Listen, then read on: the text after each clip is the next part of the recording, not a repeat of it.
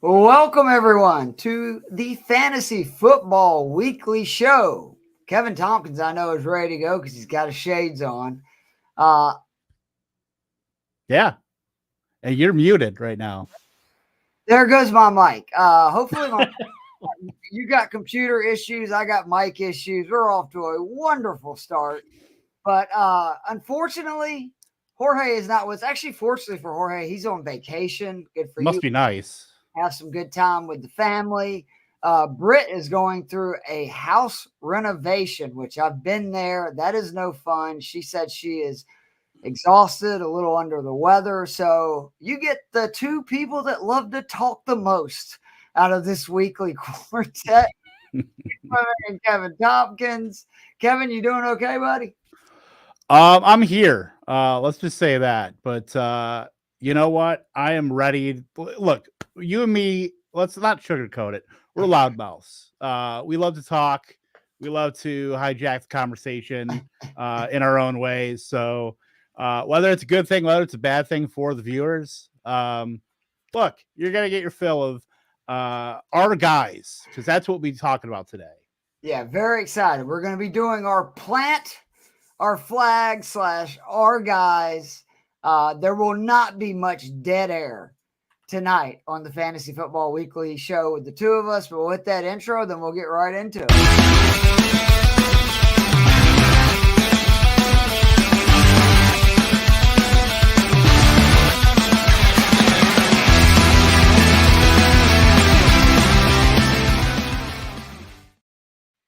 And again, welcome everyone to the Fantasy Football Weekly Show. I'm Keith Flemming, joined by my good friend and well-known zero RB guru, Kevin Tompkins.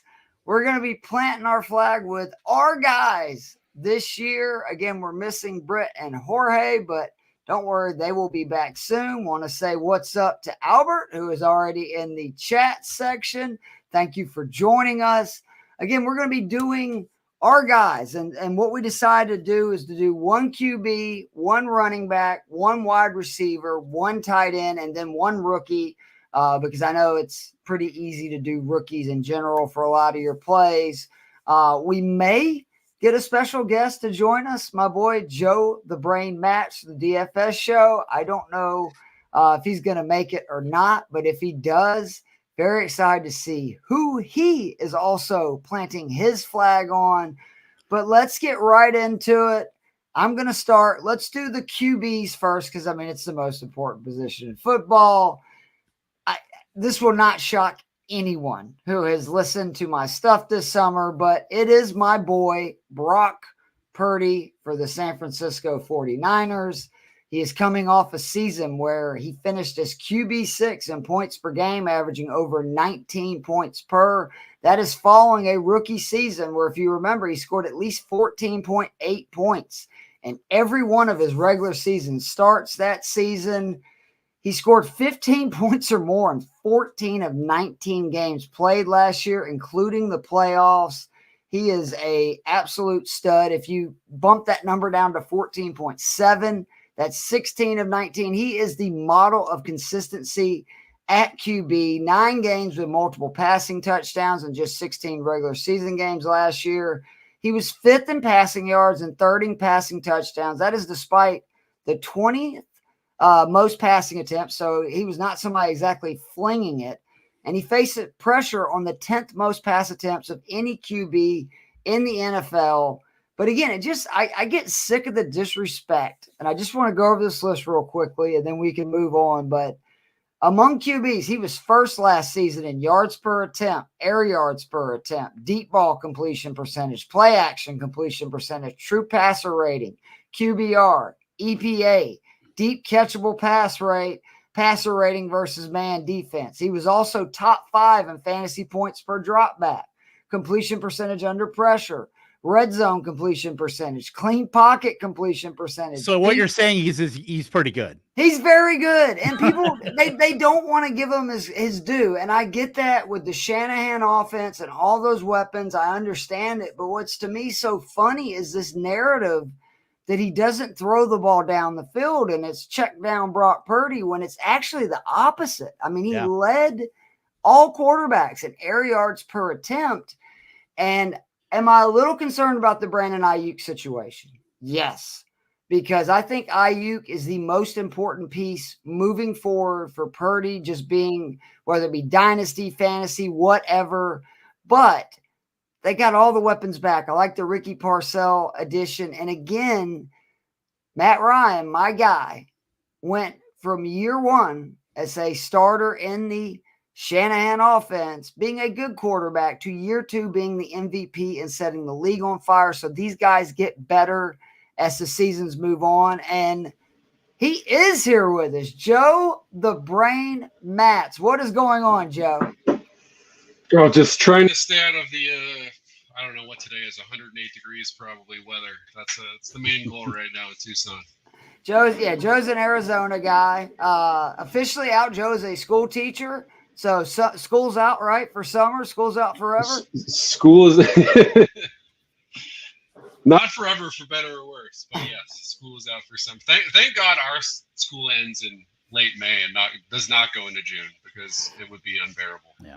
I couldn't imagine. Joe, I appreciate you hopping on with us. I know it was short notice. I just went over my QB that I am planting my flag, my guy. It's Brock Purdy. I'm going to let Kevin get into his, and then we will get to yours. Kevin, who is your QB that is your guy this year? Well, I just want to add on to the Purdy stuff. Like we're talking about, he's just an absolute efficiency star. Like the only thing you could really poke as far as Brock Purdy is maybe some slight touchdown regression. He did lead the league in touchdown rate last year. So look, if they lose Ayuk, like if for some reason Ayuk is not on this team in week one, I think you're losing a lot of the downfield element with this offense. So I think that's something to be worried about with that, and could take some of the upside off of the top for Purdy. But look, you still got George Kittle, you still got Devo. Even if you take Ayuk out of the equation, still got Christian McCaffrey, the best left tackle in football, Trent Williams. Like you can't get much better as far as offensive personnel than the 49ers have. So is Ayuk gonna, if he is not in the lineup week one, is that a big loss? Absolutely. But we have Ayuk now. We have to play for what we know, and Brock Purdy should be going way higher than he does. But you know what? If people are going to keep sleeping on him, then draft him. I mean, look, pair him with like Anthony Richardson or something like that. If you want like a floor ceiling combo, I mean, Purdy's got ceiling too, so you really can't go wrong with that. My guy, it's quarterback is tough because I do have a lot of exposure into a lot of different guys. I really don't have like one that I'm drafting way above else, but if there was going to be one guy, just kind of in a cost versus upside scenario, it'd be Kyler Murray for me, because we have Marvin Harrison now added this offense, Trey McBride, they added Zay Jones. I mean, they subtracted Rondale Moore, but they still have Michael Wilson. It's still going to be a very efficient offense, an ascending offense as well. Kyler Murray didn't do much last year as far as passing. 35th in a high accurate throw rate, 38th in completion percentage over expectation among 45 qualifying quarterbacks. Thank you to Derek Brown of Fantasy Pros for that. But the reason why we're drafting him just below Dak Prescott, I believe he's 10th right now in ADP QB 10. We're drafting him for the rushing upside, and then if he can get along with Marvin Harrison with all these weapons that they have, if he could throw for 3,800 yards, add 500-600 yards on the ground, look, we're talking about a top 5 quarterback in an ascending offense. And this offense was kind of left for dead last year. They were still getting their kind of the wheels going there, but we know what the ceiling is with Kyler Murray. And now that they added probably the best wide receiver prospect in the last few classes in Marvin Harrison, like I think the sky's the limit for Kyler Murray. He's finally got a group of weapons that he can kind of grow with now. Trey McBride and Harrison obviously being young guys. He's had Marvin Harrison. He's had Christian Kirk for a year, but you can't go wrong with Kyler Murray where he's being drafted at like QB 10. I think he scored at least 20 points, right, in every season, points per game. Like he's one of those guys. He's like Jalen Hurts. He's like Lamar Jackson. He's just a fantasy cheat code. And when he's been healthy, because that rushing upside, I mean, he's been a machine. And then again, to your point, he's now got 2 elite elite pass catching weapons, because Trey McBride proved last year he is a problem for opposing defenses at the tight end position. And no matter what you think about Harrison Jr., because I'm one of the guys that wasn't quite as high as everybody else, he's going to be really good. And what I love about Harrison is his floor is so high. Like, I would be shocked if he's not, somebody that makes at minimum, 4 or 5 Pro Bowls in his career, because he's just that kind of talent.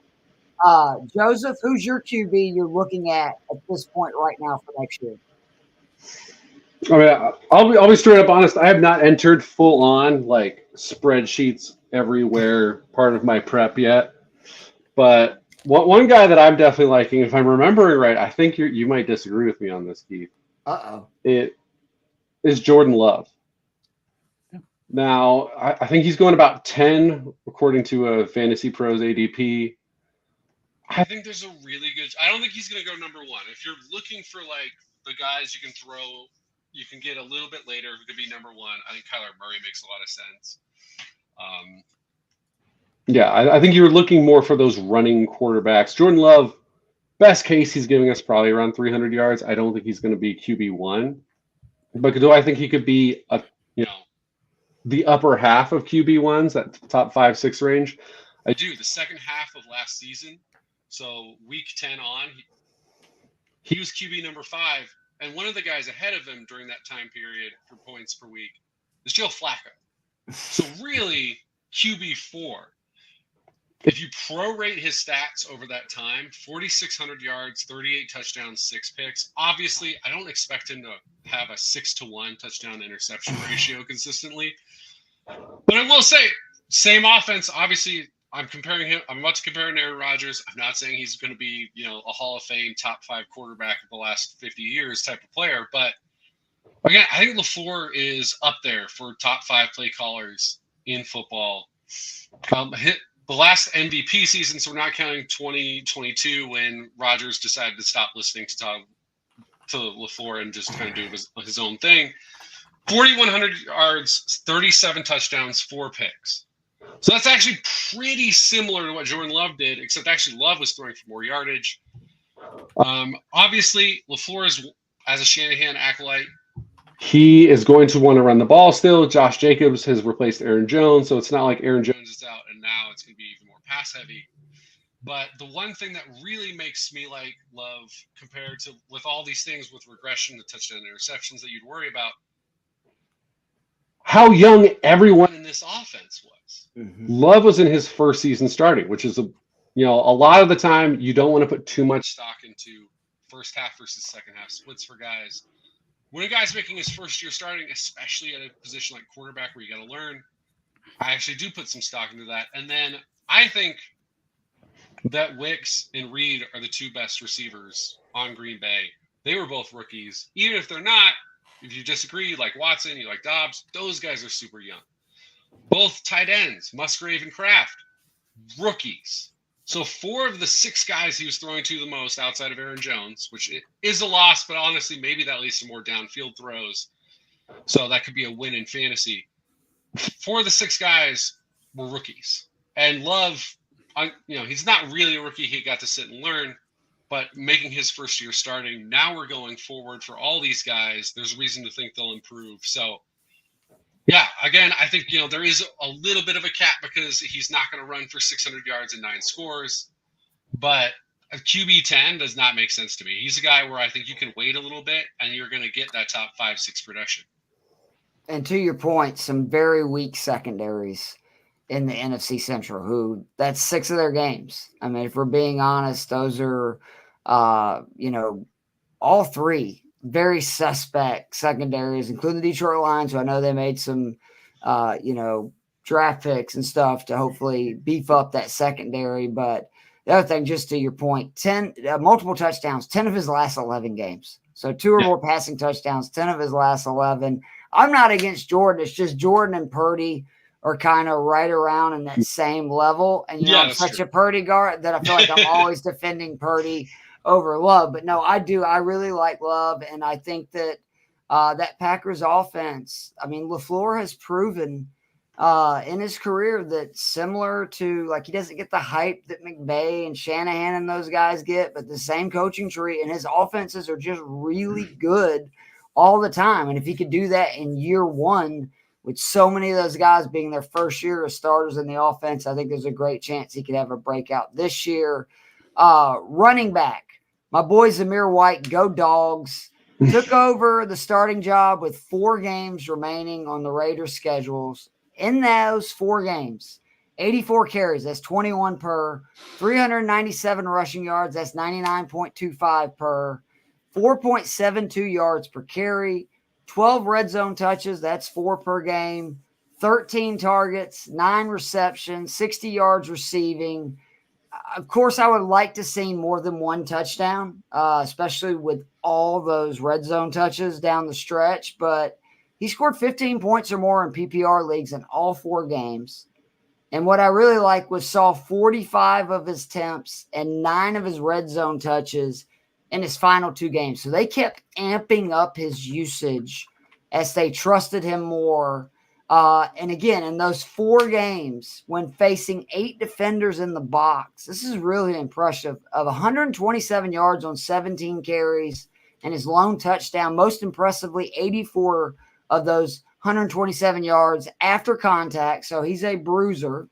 The Raiders, from a football perspective, went 3-1 with him as the starter / the engine of their offense. I think they have an upgrade at quarterback in Gardner Minshew. One of those wins was over the Chiefs, which we all remember. That was either Thanksgiving or Christmas, one of the holidays. And the only loss being a 3-point loss to the Colts. They had a plus-minus of plus 58 in those games. So we saw the identity of run the ball, let their defense kind of shine. And the Raiders in the offseason, they didn't make any moves in the draft or free agency that make me think that Zamir White is not going to be kind of the main cog moving forward. And Antonio Pierce is sort of this throwback coach that I think, like, I expect him to run the ball a lot, and that's good for Zamir White.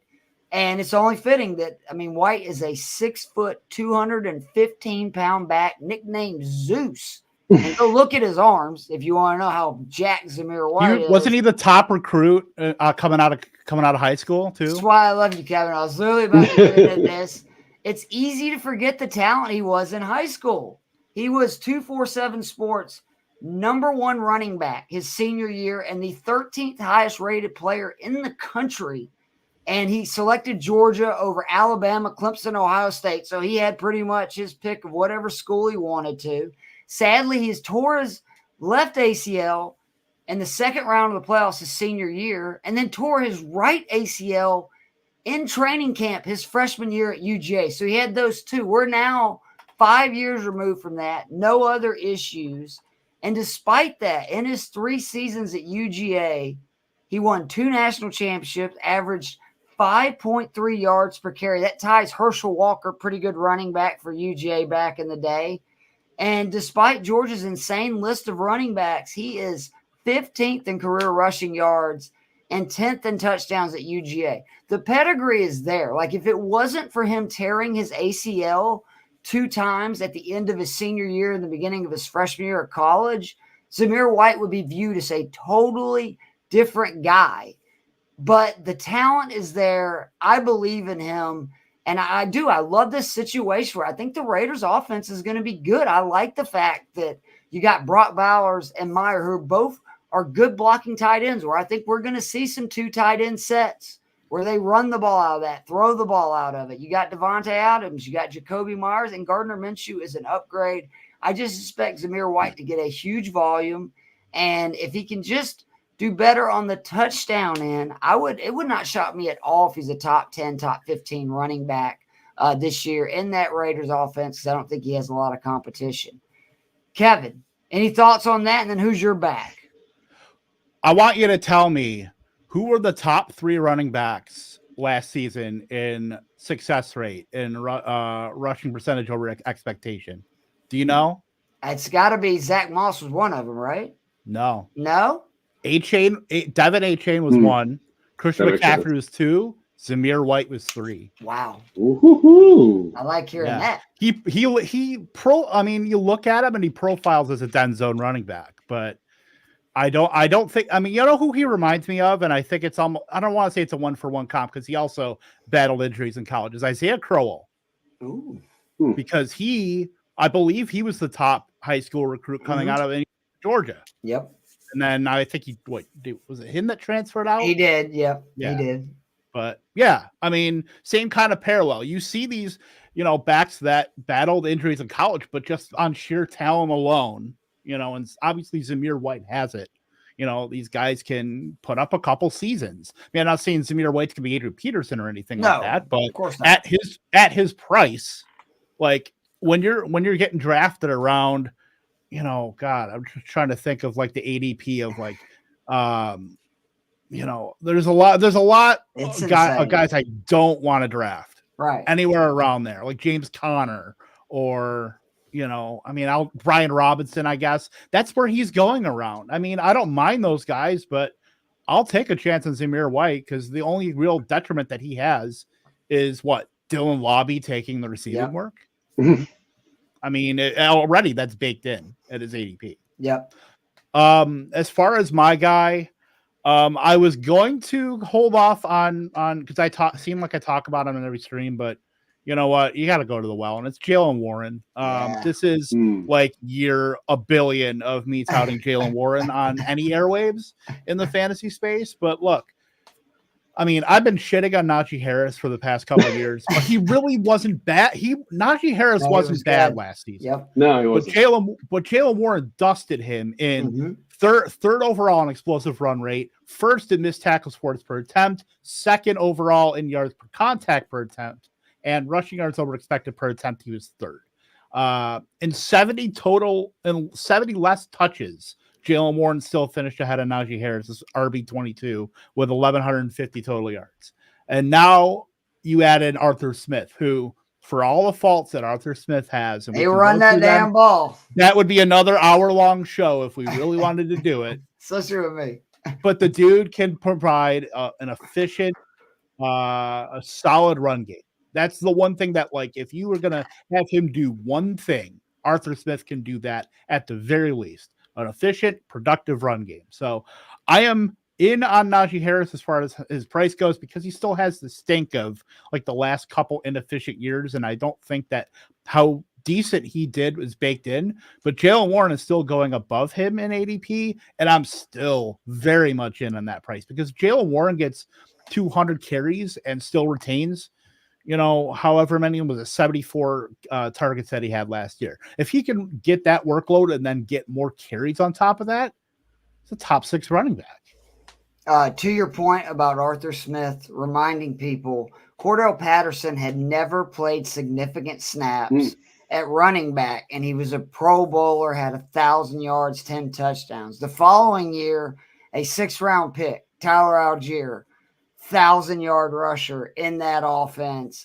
He makes, I don't want to say below average, but just standard. He makes chicken shit into chicken salad. He does with running back. Now, wide receivers, and well, he did do great stuff with Tannehill back when he was only an OC. So that's fair. There's a chance that just head coach was a step too far. It was definitely a step too far, and he could be like offensive Wade Phillips. There you go. I like that a lot. He can be a career coordinator, and there's nothing wrong with that. All right, Joseph, who's your back that you're looking at right now? Who's your guy? All right. Well, I feel like a bit of an ass because you guys chose like mid-tier guys that you're like, I'm really planting my flag, and I'm going with a guy who's currently 7th in ADP, but Kyren Williams. Second in fantasy points per game last season among all running backs behind only Christian McCaffrey. And now he's dropping back to 7. I don't know if it's more because people are high on Blake Corum. I was never the biggest Blake Corum person, so not super worried about that. Again, McVay also just loves his workhorses. He's like the reverse Belichick. And then I think the other thing is people just look at his size and they say, under 6 foot, just under 200 pounds. Although, again, when you're 5'9", 195 goes a lot further than when you're 6'1". Yeah, absolutely. At Notre Dame, he had over 200 carries each of his last 2 seasons, also over 35 receptions. So they used him plenty as a workhorse. And I don't even know if they draw it back a little, I don't think that would be the worst thing in the world. If you prorate his stats, because he missed a few games last year for a full 17 games, he'd have 368 touches. I don't know that he needs 368 touches. That is like Todd Gurley level amount of usage. You go player profiler, first in snap share among all running backs, fourth in opportunity share. So even if he takes a slight step back in those numbers, I still think there's a lot of room to be productive. 10th in missed tackle rate, PFF run grade rate. He was 3rd in the NFL last year. This is a super productive guy and a super productive offense. Like, I understand why some people would like Travis Etienne more, but to me, I don't see really any gap in talent. Etienne's probably got more breakaway speed. But otherwise, I think it's similar, and I trust the Rams' offense a lot more than Doug Peterson's. Saquon's ahead. Again, I get it. He's escaped New York. I wish it was to a different team as a Giants fan. But, when he's not playing the Giants, I only wish him well. But at the same time, I don't know that Saquon is the same guy he was 2 or 3 years ago. He's an older running back. I think there are people assuming he's just going to be one of the top running backs automatically because he's in a better situation. I don't think that's a guarantee. And we'll see about him in the red zone, right, with Jalen Hurts, which I know people want to say that it's a Barkley show, but I'll believe it when I see it.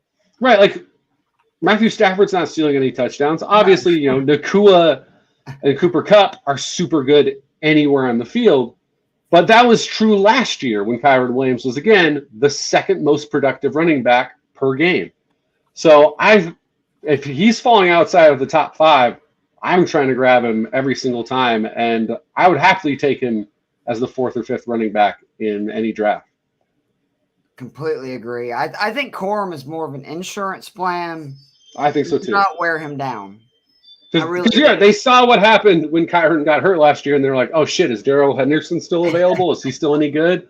So yeah, it's better to have an insurance plan. No more Darrell Henderson stats for the Rams, please. As much as we want to do Ronnie Rivers again, I think I'm good on that. Yeah, that's even worse. I can't do it. Wide receiver, the guy that I really do. I think he's top 10 this year, and I'll keep screaming it from the mountaintop. It's scary Terry McLaurin, or as Jorge has taught me, Terry F1 McLaurin for the Washington Commanders. The QBs he's caught passes from so far in his career: Case Keenum, Dwayne Haskins, Colt McCoy, Alex Smith. God, this list. Cal Allen, Taylor Heineke, Garrett Gilbert, Ryan Fitzpatrick, Carson Wentz, and Sam Howell. But enough about the UFL. Right? Like, it's awful. And despite that, at least 58 receptions, 919 yards receiving, 4 touchdowns in each of those 5 seasons. He's played all 17 games the last 3 seasons, including last year battling through a nasty injury with the turf toe. And in those 3 seasons, he's caught at least 77 passes for 1,000 yards. Again, despite the QB issues, 1,000 years. And then since 2021, I mean, this is to me where it shows like there's a chance he could really be unlocked with Jaden Daniels. In 21, unrealized air yards, 914. That was 3rd among wide receivers. 209 total route wins. That was 17th among wide receivers. 2022, 741 yards, unrealized air yards, 12th among wide receivers. Total route wins, 221. That was 23rd among wide receivers. And then this last year, 843 unrealized air yards. That's 9th among wide receivers. Total route wins, 268. And he's somebody that catches the ball. For his career, he's had at least a 50% contested catch rate, being north of 70% 3 different times, and at least a 79% true catch rate each of his season, with it being 88% or higher the last 3 years. I just think he's a stud. He's elite down the field, and he's never had a QB that can do that. Well, Jaden Daniels, good Lord. Last year at LSU, on passes of 15-plus yards, 53 of 79 for 1,783 yards, 24 touchdowns. I mean, is Daniels going to be that good throwing the ball down the field in the NFL? I don't think so. But if he's even like 40, 50% of that, Terry McLaurin and also Jahan Dotson, I think are guys that are being extremely undervalued in drafts. And I think if McLaurin stays healthy and Daniel stays healthy, he has a legit chance to be a top 10 wide receiver. And remind everyone why you hear it all the time when these young wide receivers talk about the best wide receivers in the league. The name that kind of shocks people is when they bring up Terry McLaurin, but it's because he's so good at everything. He is the all-around wide receiver. He's athletic. He catches the ball, great route runner, everything you want. Very high on McLaurin. Kevin, what kind of wide receiver are you looking at? Who are you planting your flag with? I would just want to say Terry McLaurin reminds me of, he is our generation's Derek Mason. Ooh. As far as a guy that never got flowers, just did his job, was very productive for a long time. We can throw kind of Eric Moulds in that group too, but those are the two guys I think of when I think of Terry McLaurin, who's, could get that bump up and maybe a little bit of A-dot jump this year with Jaden Daniels. I'm not going mid rounds here as much as I would love to say Dontavian Wicks, because that is a guy that I'm drafting a ton of. Yes. How about a dark horse overall wide receiver one, Garrett Wilson? I mean, we talked about all the quarterbacks. It's been rough. Zach Wilson, Mike White, Joe Flacco, Chris Trevler, Tim Boyle, Trevor Siemian, 3 snaps of Aaron Rodgers. The one pass attempt was a throwaway to the sideline. Typical Aaron Rodgers. Hopefully we get a full season of Aaron Rodgers. Hopefully he doesn't have to go away for a couple weeks toward November. Wink, wink, nudge, nudge. But hopefully, look, the dude put up a 1.85 yards per route run in his rookie season, kind of tanked a little bit to 1.55, but a lot of that can be thrown on the quarterback and just the sheer number of routes that the dude ran. Yeah. So I'm not super worried about that. He put up the counting stats. He crested 160 targets last year. He's only has 7 touchdowns in his entire career. He should get some touchdown regression if Rodgers is in there full time. Plus, we talk about quarterback deficiency, 65th in the NFL last season in catchable targets.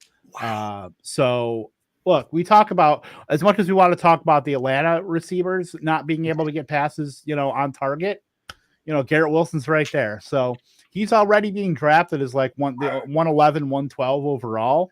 I would be very happy drafting him at 105, 106. And I have done that just so I can get a kind of a different texture as far as best ball teams go. But look, it's all dependent on the quarterback. If he can get some decent, solid, productive quarterback play so they don't have to go back to the well, with backup quarterbacks and the like, Aaron Rodgers should be able to pepper Garrett Wilson like he did with Devontae Adams.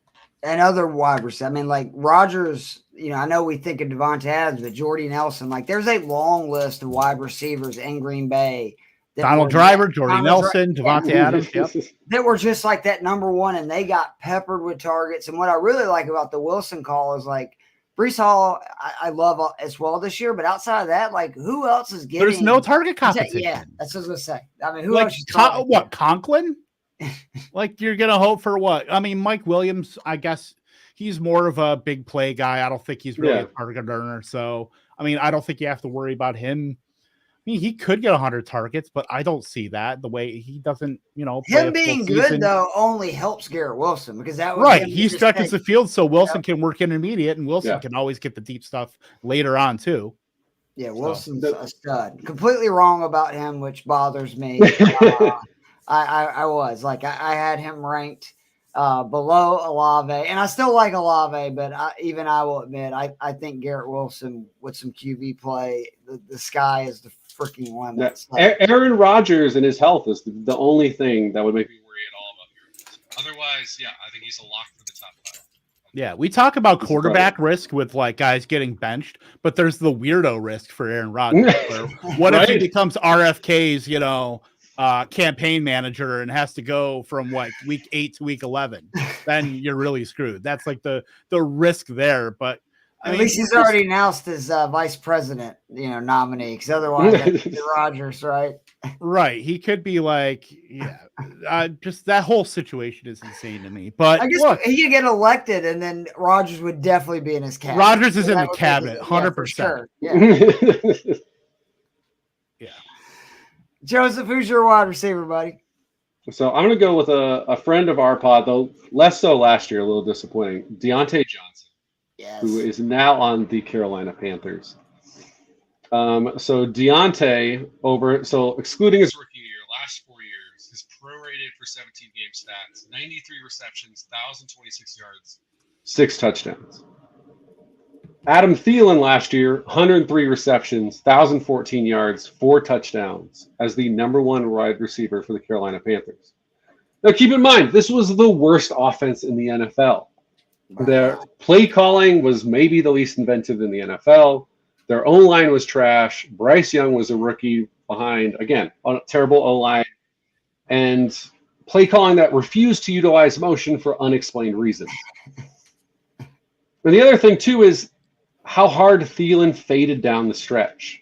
If you just go weeks 1 through 10, or weeks 1 through 11, because they had a bye, he was on pace for 129 receptions for 1,200 yards and 7 touchdowns. Adam Thielen literally just ran out of gas because he is a 33-year-old wide receiver. Deontay Johnson is not going to run out of gas. A, because he's not in his 30s. And the one thing that he consistently does at an elite level is get open. ESPN a few years ago debuted their wide receiver tracking stuff. So if you go from 2019 through last season, so those 5 seasons, put every wide receiver on, each wide receiver counts individually for each season. Deontay Johnson's open rating on there, he scored a 99 out of 99 in 2020. So that's tied for the best anyone's had. His 2020 season, that was his 2022 season. His 2020 season, he's tied for 9th over that 5-year span. His 2019 season, he's tied for 11th.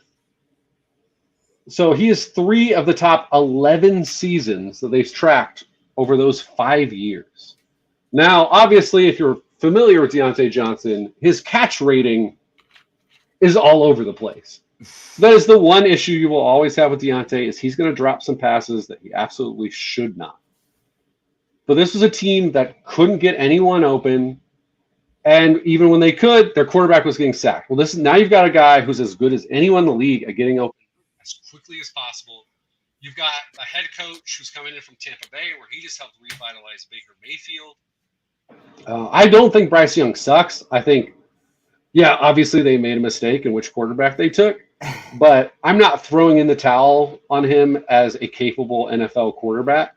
And so long as you agree with me on that, I think Deontay Johnson's going to be a top 25 wide receiver, and he's going 10, 12 spots behind that right now in drafts.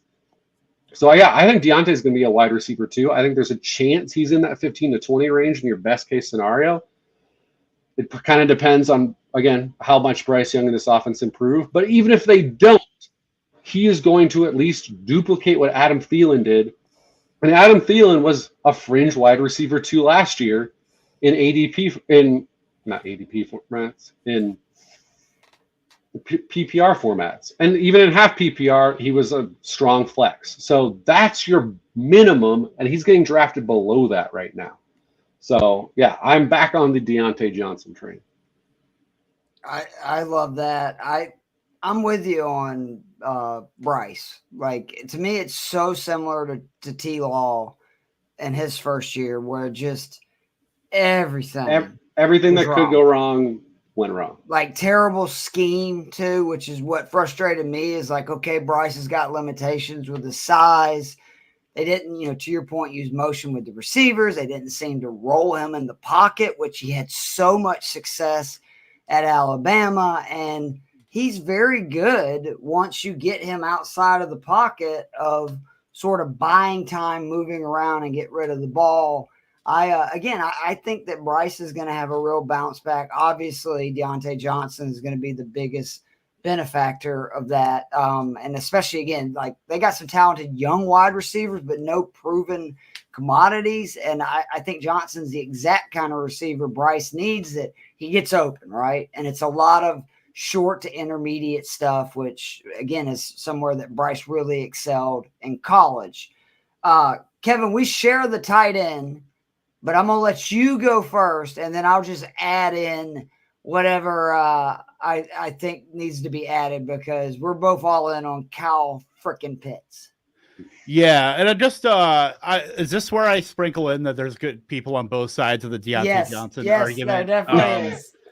Because Literally comment. As long as anybody is wearing Carolina Panthers uniform, more than likely I am just completely out. But I'm hoping Dave Canales and John Isdick can sway me on that and maybe restore some hope there. Look, Kyle Pitts, it is finally time to be back in on Kyle Pitts. Improving passing game environment. Look, we're talking about the Falcons' last 2 years being pretty much either at the bottom or second worst in pass rate over expectation. 2022 behind the Bears, but not too far off. And then last season, second lowest raw pass rate at 55% behind the 49ers. Now we could see a literal flip the hourglass, and we could be seeing a Rams light offense with now Zach Robinson, the former passing game coordinator last season and quarterbacks coach before he's been in that system with McVay since 2019 with the Rams. And that should be what we're doing there as far as the offense, as far as the personnel, because with that philosophy shift to the Rams light with Zach Robinson and McVay, no team used 11 personnel less than the Falcons did last year, with just 16% usage of 11 personnel. To flip that, the Rams use that on 93% of their plays, 11 personnel. So do I think they're going to be in the 90% range? Probably not, but you're going to see a stark change with how the Falcons run their offense this year, from Arthur Smith and the leather helmets to an offense probably more fitting of contemporary today's NFL. Like, who knew? And then with the personnel, last season, Cooper Kupp was utilized in 100% of routes in 7 to 12 games, 2 other games above 97%. Puka Nacua played all 17 games last season, ran 100% of routes 5 times, above 87% in 9 other games. This is a McVay trait above all else. He's brought that with Zach Taylor to the Bengals, where they use very condensed personnel. Kevin O'Connell has brought that to Minnesota, where they literally run out their starters, and that's about it. Yeah. So I think you could expect maybe not quite that, but something very close, where you're seeing Kyle Pitts running, in a healthy 17-game season, about 90% of routes. Same with Drake London. Same with whoever out of Darnell Mooney, and same out of Rondale Moore. Whoever wins that wide receiver 3 job. But look, Kyle Pitts now is in a fantastic position to be on the field all the time, being utilized properly. Maybe they run some more motion. I mean, God willing. It's finally we have light at the end of the tunnel for Kyle Pitts. After that rookie season that he had with 1,000 yards, and as a 21-year-old, amazingly, he is only 24 years old. Mm-hmm. And it feels like forever since he had that 1,000-yard season. But now we're out of the weeds, and it's time to be in on Kyle Pitts. Man, completely agree. Just a few things to add. I mean, first of all, we've seen this with these uber athletic tight ends that sometimes, for whatever reason, it takes a few years for them to kind of really break out, which that's a good sign for them. Our defense, the Falcons defense, is going to be really bad. I have no faith in it being any better. And the great thing about your defense being bad is that means you're going to be throwing even more than normal. And especially saying that in a Robinson McVay tree coaching scheme. So that's good for him. He was first in unrealized air yards each of the last 2 seasons. He played 10 games, one of those 2, among tight ends. So he played 10 games, had the most unrealized air yards. And then his new cousin, his new QB, Kirk Cousins. They might as well be cousins. They're going to be family. They're going to be on the field of punch. Since 2015, first in pass attempts to tight ends, fourth in passing yards to tight end. He's thrown 59 touchdowns. 29% of his pass attempts last year went to tight ends in Minnesota. And Cousins has made guys like Kyle Rudolph, Jordan Reed, and Tyler Conklin fantasy relevant. I think he can do the same for Pitts. And then finally, I think this is being overlooked. 2 years removed from a knee injury. That's a big deal. Typically, that stuff takes 2 full years for guys to feel comfortable. Pitts has already said as much in some of the early training camps and stuff that he feels back to his normal self where he can explode and he can cut on a dime and not have to worry about his knee buckling. That's very big for him. I mean, this is a guy that seriously, it would not shock me if Pitts is the top 3 tight end this year. And he's still going, in that like 8 to 10 range in most drafts that I'm seeing, again, because the tight end position is getting so loaded. So 100% in agreement with you. And man, as a Falcons fan, I hope so, because it's like buying a brand new Lamborghini and then sitting it in the garage and being like, nope, you can't drive it nowhere. You just got to look at it. That's awful. I want to fucking take it for a drive. You know what Travis Kelce was doing when he was 24 years old? He hadn't caught a pass yet. Wow. So there you go. He hadn't caught an NFL pass yet. So that's just shows you Kyle Pitts has been in the league going into year, 4 now? So. And we got, again, they need to figure it out too, which is another reason I feel confident to get targets, because they got to pay him, right? Like, we're getting near the end of that rookie contract. I know they have a 1-year option that they can pick up, but they've got to make a decision. Like, is this guy elite? Because it would be the most Falcons thing ever that if we let him walk and then they let him Ebron and go somewhere else. Exactly. Like, I just saw it gives me nightmares. But all right, Joe Matz, who's your tight end that you got to have, your guy? I mean, I would put this guy right in there with Kyle Pitts. And to Kevin's point, my guy Dalton Kincaid is older than Kyle Pitts, and he is in his second season in the NFL. Insane. So yeah, Kyle Pitts. Do not forget how young he is. I mean, it's the same thing with Njoku, where the Browns were the rare team that had the slow developing guy and kept him. And then when Joe Flacco came in, they found out, that was a good move. He was really good. I mean, the thing with Kincaid is he was the number 1 tight end. Everyone's like, this is the top, at least receiving tight end in last year's draft class. And now he's going 2+ rounds after Sam Laporta. And it's not that he necessarily shouldn't. Sam Laporta was incredible last season. I get it. Makes sense to have him ahead. I don't think it makes sense to have him 2 rounds ahead. So Laporta's so overpriced anyway. It's ridiculous. Yeah, right. Like, I don't understand taking, Fantasy Pros Best Ball ADP. They've got Laporta going 28. And then they've got Kincaid 54th and Kyle Pitts 61st. We can't let Stacy hear this, by the way, Keith. No, she would flip. She's picked him, Joe, in every mock draft. I was going to say, I know you've already battled her about this. So and it's not that I don't like Laporta. It's right. We all like him. He's good. You could get similar profiles 2-3 rounds later, and you're probably more target on that wide receiver and a higher window. Target share, which is the big deal for me. Is like, the tight end 1 is the second target in your offense. Like, what are we doing? Yeah, I think there's a drop off after those first 6, but if you told me any order of Laporta, Kelce, McBride, Andrews, Kincaid, Pitts, if you scrambled them up, put them in order, and said this is how they will finish by the end of the season, I'd be like, totally possible, could happen. So to me, wait for these guys. So last season, Kincaid takes over when Dawson Knox goes down early in week 7. So from that game on, Pro Ran stats, 87 receptions, 858 yards. What's the big problem that's holding him back? He only scores 3 touchdowns. Josh Allen threw 29 touchdowns last season. He threw at least 35 the 3 previous seasons. So we're already thinking touchdown regression in favor of more passing touchdowns for the Bills. The guys who scored the majority of the 29 touchdowns are gone from this offense. Stephon Diggs is gone. Gabe Davis is gone. I like Khalil Shakir. He's going to be on a lot of my teams. I do not think he or Keon Coleman, who I love his personality, I'm not entirely sold on him as an X-wide receiver in the NFL. I don't think those guys are the number 1 guys in this offense. I think it's Kincaid.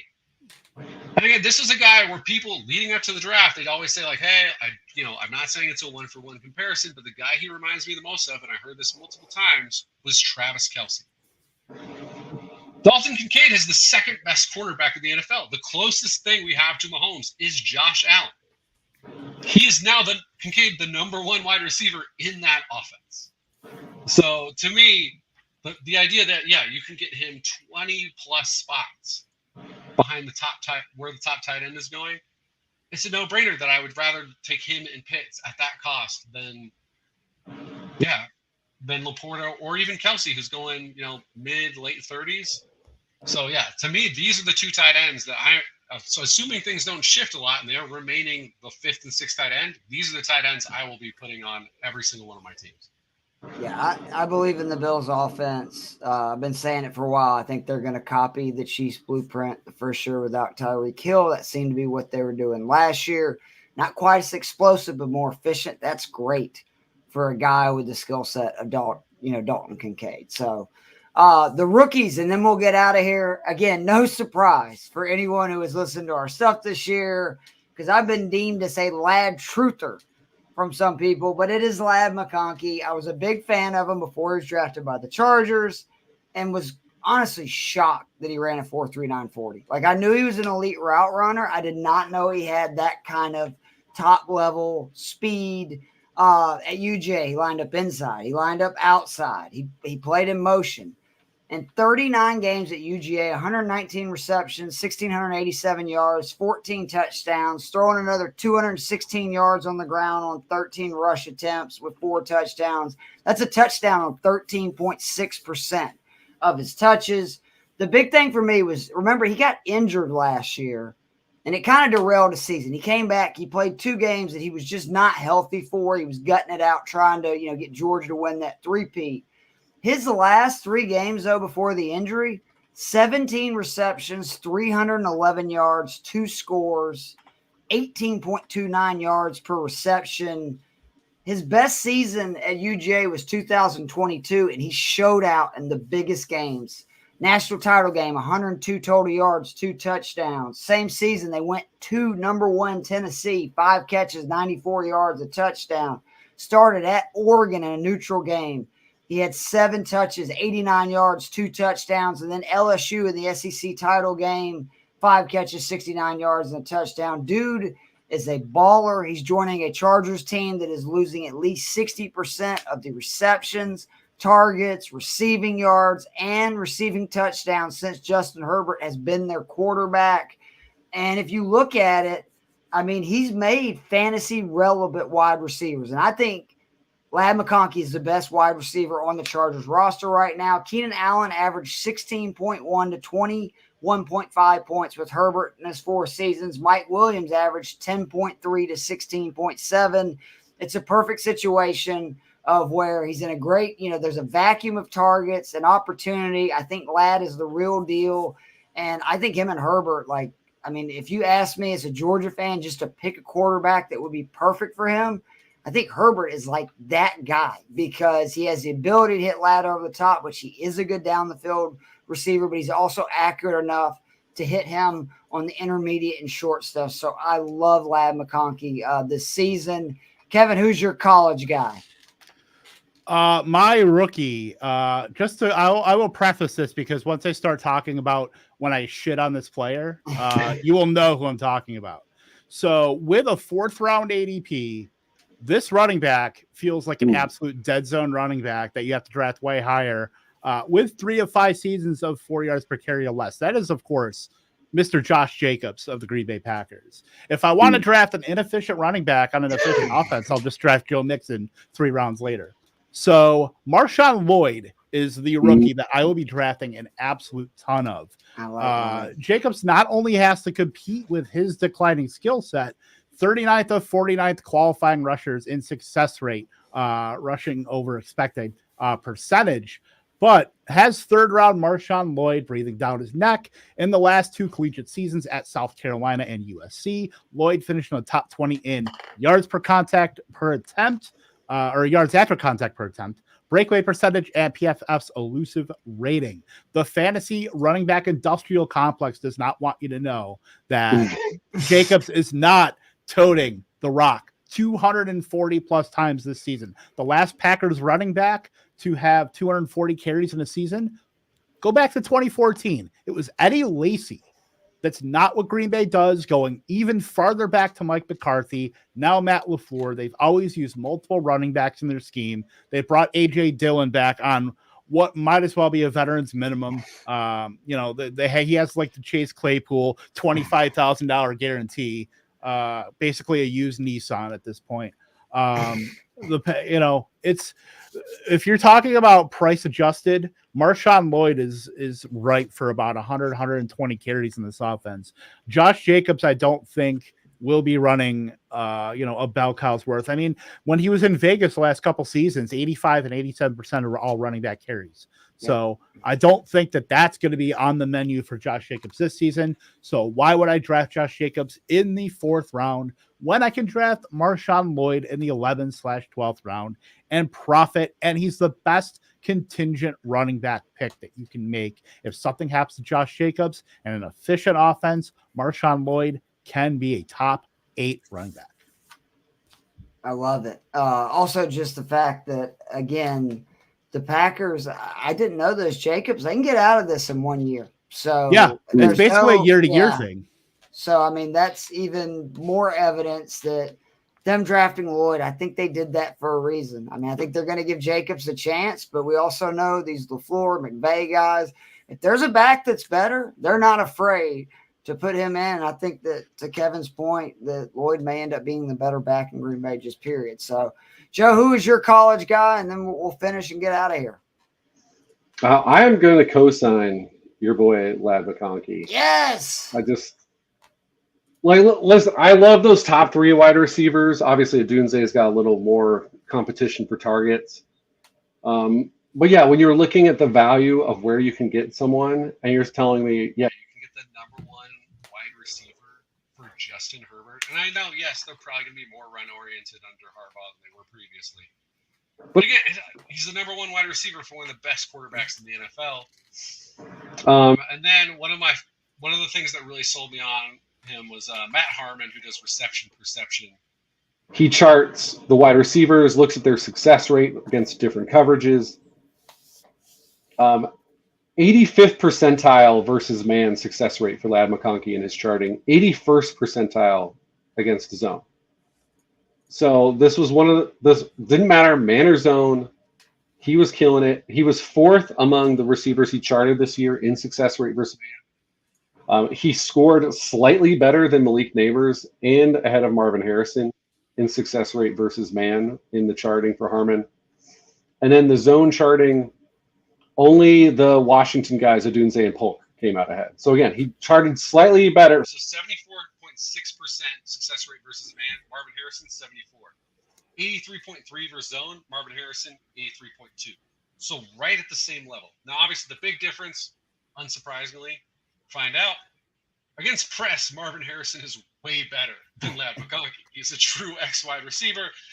You got to hide McConkey a little bit against more physical corners. So I'm not saying he is Marvin Harrison. What I'm saying is, if you free him up, he is super productive as long as he's free off the line. Also, super productive after the catch. One of the best guys at forcing missed tackles. Like you said, you see a little slot wide receiver, white wide receiver. You're not thinking guy has straight ahead speed, and he's got that too.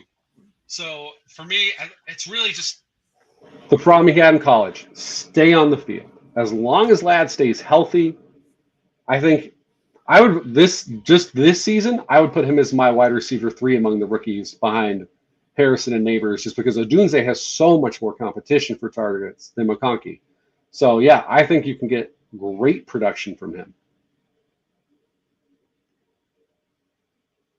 Keith freeze? I think Keith might have frozen. Oh yeah, I was like, uh-oh. Either he was just like, you froze him, or he's just so excited by how hard I agreed with him. Keith, you with us? Take it. Yeah, sorry. We lost you for a sec. Internet a little acting a little crazy. But that is it for us. We have, again, gone through our plays real quickly just to read over them one more time. I had Purdy as my QB. Kevin, you had Kyler. Joe. Yeah, Kyler Murray. Joe had Jordan Love. I had Zamir Mike for my running back. Kevin, Jalen Warren. Joe, Kyron Williams. Wide receiver, I had my boy Terry McLaurin. Kevin, Garrett Wilson. Joe, Deontay Johnson. Tight end, me and Kevin both had Kyle Pitts. Joe with Dalton Kincaid. And then the rookies, me and Joe shared Lad McConkey. And Kevin had Marshawn Lloyd. We're not going to do any plugs or anything because we're going to be going right into the draft show that you should stick around for. Have some amazing guests for us. Our girl Stacy is going to kill it as we do another Scott Fishbowl mock draft. But Joe, I really do want to thank you for filling in last minute. You know, I love seeing that smiling face, and we cannot wait because we are getting closer entering to that DFS season and hopefully winning people a lot of money on the Daily Fix, which is, I say the marquee show for fantasy and frames. Jorge disagrees. That's okay, but we can win you money, which is what's supposed to happen. I am still up from our late season surge, even though I lost way too much money foolishly betting on the NBA playoffs. Yeah, I don't do that. But I still have money left over because we won enough at the end. So yeah, hopefully other people will join us. So definitely be sure to check that out. Again, be sure to check out Stacy's show, which is going to start like right now. And me and Kevin will see you just in a second. And me and Joe will see you once the season starts. Take care, guys. Keep it going, guys. Later.